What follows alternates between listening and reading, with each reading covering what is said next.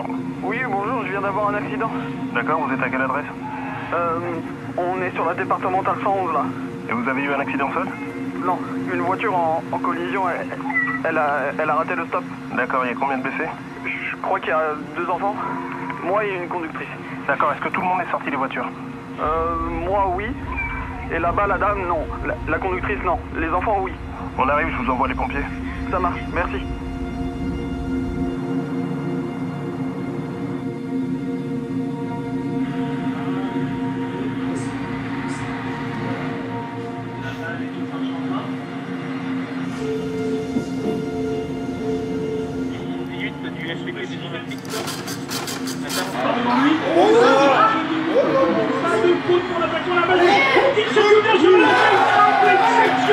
C'était pas parabole.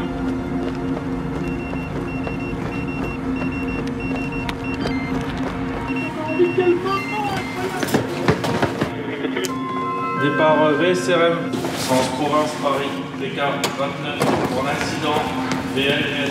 On se donne 1 heure à partir du moment en fait, où la victime a eu son accident pour qu'elle soit dirigée vers une structure hospitalière.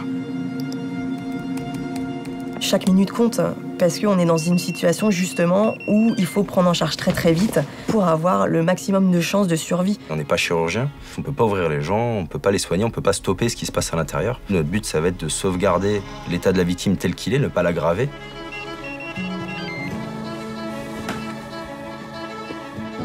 Nous, au niveau pompier, la seule partie sur laquelle on peut intervenir, c'est notre partie d'extraction de victimes. Une désincarcération il y a 30 ans, une désincarcération aujourd'hui, on a dû diviser par 2 ou par 3 le temps pour les mêmes chocs, ça c'est sûr. Province Paris. Ok.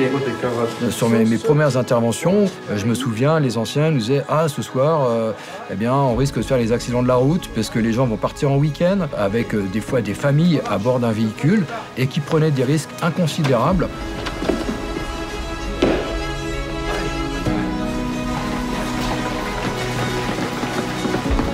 Avant, on ne parlait pas de sécurité routière, enfin beaucoup moins. Les gens n'étaient pas sensibilisés au risque d'accident dû à la vitesse et dû à l'alcool, puisqu'il n'y avait pas autant de restrictions. Ok, venez les gars. Les ceintures, au début, c'était pas obligatoire. Hein. Rappelez-vous, en 1972, la France battait le triste record des accidents avec 16 617 tués en un an. Vous pensez que la ceinture n'est valable que pour les coups de frein? Moi, je crois. Pour quelle raison ne la mettez-vous pas? Parce que ça me gêne pour conduire. Non, j'aimerais pas être ficelé. Vous pensez que le 50 km/h, ça va changer la mentalité des automobilistes? Ça va les énerver plutôt qu'autre chose. Certainement. Vous roulez à combien? Moi, avec 210, je penche plus. Pour réduire l'hécatombe sur les routes, ceinture obligatoire, limitation de vitesse, alcotest, mais on n'avait jamais vraiment conçu une voiture où le souci de la sécurité est la première préoccupation. Or, cette voiture a été mise en chantier par la régie Renault. Nous sommes aujourd'hui le seul constructeur à utiliser une ceinture de 60 mm de large pour diminuer les pressions sur la paroi thoracique. La collaboration avec Renault nous permet d'avoir des véhicules de nouvelle génération, donc ceux que vous achetez aujourd'hui en concession. Donc on permet de les avoir en avance et de pouvoir travailler dessus. Et le jour J, d'être opérationnel en intervention, quoi. C'est un véritable plus. Ces voitures-là, c'est des voitures d'essai. Hein. Ça permet de découper des voitures qui sont récentes. D'ailleurs, quand on commence à donner le coup de cisaille dans le montant du dernier espace, ça nous fait mal au cœur parce qu'on se dit qu'on aurait bien voulu l'avoir chez nous aussi, quoi. Quand on arrive en intervention, on peut trouver des QR codes Renault sur les véhicules accidentés. Et en fait, ça nous donne la carte d'identité du véhicule. On se base sur les gens qui ont le savoir, qu'on va parler de l'expérience de nos formateurs. Ces personnes-là, vous nous apportez les billes, en fait. On rebondit sur nos erreurs et on fait des erreurs en manœuvre pour justement ne pas les reproduire sur les interventions. Oui.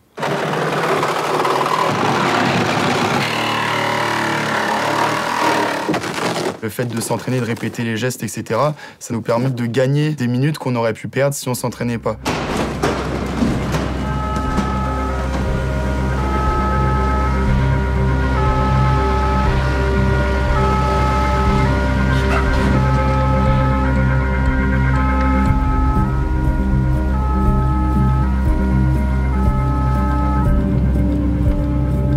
Au-delà de ça, Renault nous invite à tout ce qui est validation des fiches d'aide à la décision sur leur nouveau modèle. Donc on a un pompier effectivement des Yvelines qui travaille avec eux. Donc c'est pour ça que sur certains véhicules, il est un peu incliné. C'est juste en fonction du gabarit du véhicule et de notre capacité après d'accès. D'avoir un pompier déjà sur place donne déjà ce regard un peu pompier, même à la création du véhicule. Donc c'est des petits détails, mais c'est vraiment travailler avec vous à chaque fois. Donc c'est bien tout l'intérêt de la collaboration. Je pense qu'on doit être le seul constructeur automobile à avoir écrit des règles techniques de conception dédiées aux sapeurs-pompiers. Bon, maintenant, j'attire aussi votre attention sur cette grande nouveauté qui est le Q-Rescue, qui est d'office installé sur la voiture. Ça permet de donner notre avis sur les matériaux, sur peut-être des modifications qu'il y a à avoir, sur certaines petites choses. Si jamais vous devez éteindre un véhicule électrique en feu, cette partie-là, qui est thermofusible, se trouve juste au-dessous, au niveau de la batterie. Du coup, vous allez le percuter avec le jet de la lance, et voilà. Le Fireman Access est une innovation donc Renault avec l'appui de quelques sapeurs-pompiers qui ont porté ce projet-là. Et en fait, c'est tout simplement dans la conception de la batterie d'avoir un accès à un trou.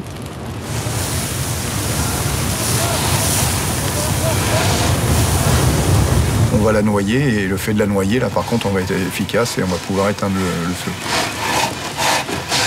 Aujourd'hui, un véhicule d'une autre marque, pour éteindre ou refroidir sa batterie, donc il faut 42 000 litres d'eau. Ça nous mobilise des moyens pendant 2, 4, 5, 6 heures, ça dépend des batteries. Aujourd'hui, le Fireman Access nous permet en quelques minutes de noyer la batterie et d'éviter d'y passer beaucoup trop de temps. Oui, ce serait avantageux que les autres constructeurs aient cette même démarche parce que, une nouvelle fois, ça pourrait nous permettre d'anticiper.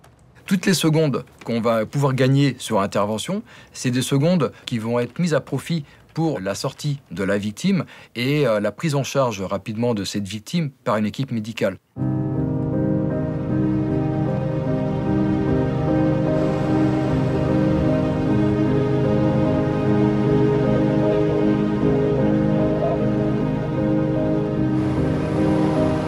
On arrive tellement vite sur l'intervention qu'on voudrait en fait relire nos protocoles, tout ça pour être sûr, et puis on n'a vraiment pas trop le temps. On est vraiment dans l'adrénaline.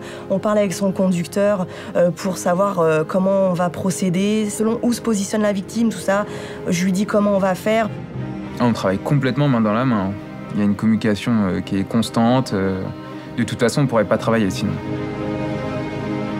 Ce qu'on appelle l'écureuil, c'est celui qui va avoir le plus de contact avec la victime, du début jusqu'à la fin de l'intervention. C'est souvent l'infirmier qui va devoir pénétrer au sein de la voiture où la victime est incarcérée, évaluer l'état de la victime, prendre des constantes, juste savoir si la victime est consciente ou alors vraiment, si c'est une urgence absolue, faire les premiers soins très rapidement avant la désincarcération.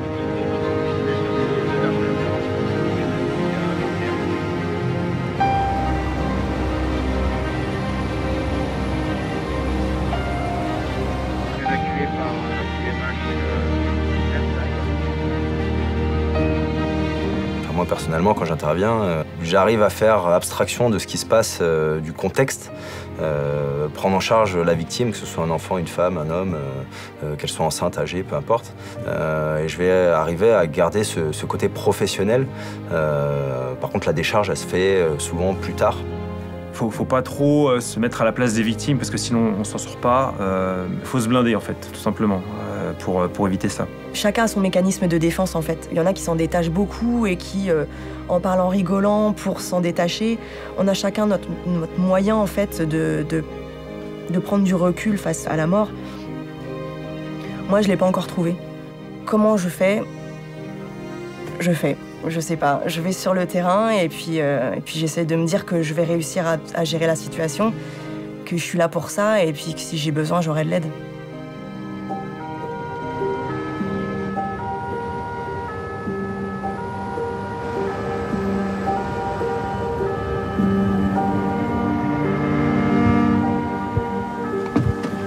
On prendra l'ensemble du matériel de secours. Reçu.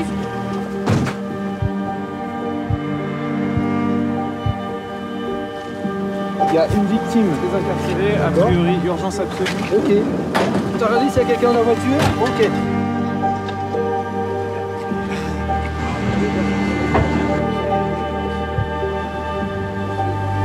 Bonjour madame, je m'appelle Laure, je suis pompier. Voilà, on est bien sur une Clio 5. On fera une sortie longitudinale à l'arrière. Comment ça va, madame? Laure, elle est au contact de la victime. Elle est consciente? Elle est consciente. Va-t-il? Je suis allée aux nouvelles, hein. Vos enfants vont bien. Ils sont pris en charge actuellement par les pompiers, ne vous inquiétez pas. D'accord, donc vous allez entendre des bruits et vous allez voir plusieurs personnes s'agiter autour de vous, n'ayez pas peur.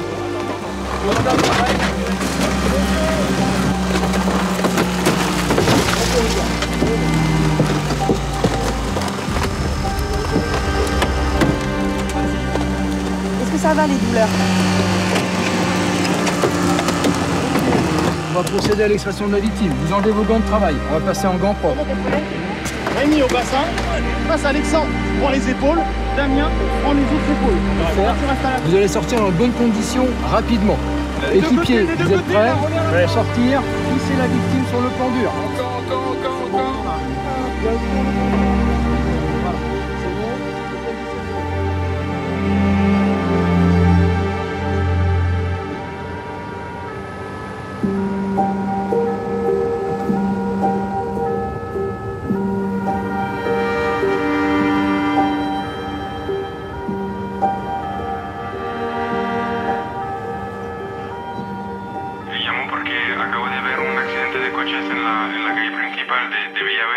Mi mensaje para todas las marcas de vehículos es que incluyan en el proceso de fabricación y de diseño a los servicios de emergencia, que cuenten con nosotros.